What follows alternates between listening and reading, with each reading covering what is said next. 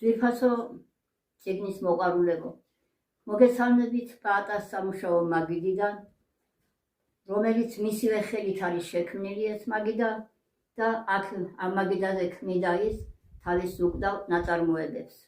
სულ გამოცემული გვაქვს, როგორც ადრე აღნიშნეთ, 5 ნაშრომი და დღეს მინდა ძირითადად ვისაუბრო მოთხრობებზე.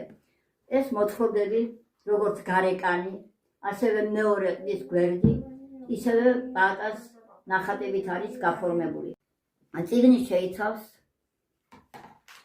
არის 370 გვერდიანი და მოცემული არის 23 მოთხრობა. ამ მოთხრობებში პაატას გადაწყვეტილი აქვს ძალიან ბევრი საკითხები. არის ფილოსოფიური მოსაზრებები, ყველაზე დიდი გულის ტკივილი, რასაც განიცდიდა, ეს იყო დაცლილი სოფლები.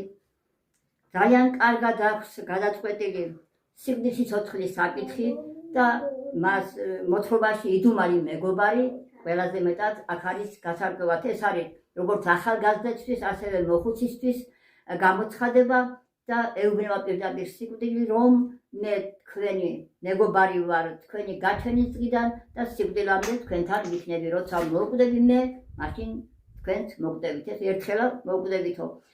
ასევე ერკვეოდა ძალიან მედიცინის საკითხებში.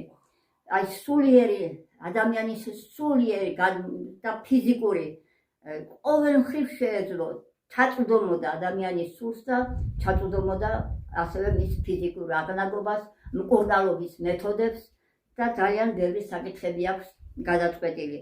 მე ძალიან დიდი მადლობა მინდა მოვახსენო მათ, ვინც დაინტერესდა პაატას შემოქმედებით, ბევრმა შეიძინა წიგნი, ბევრმა სურვილი გამოთქვა და დიდ მადლობას ვუძღვნი აი ამ დაინტერესებულ მკითხველებს და ჩვენ ვეცდებით, რომ ვინც დაინტერესებით, პოსტის საშუალებით განვიგზავნოთ პაატას ნაშრომები.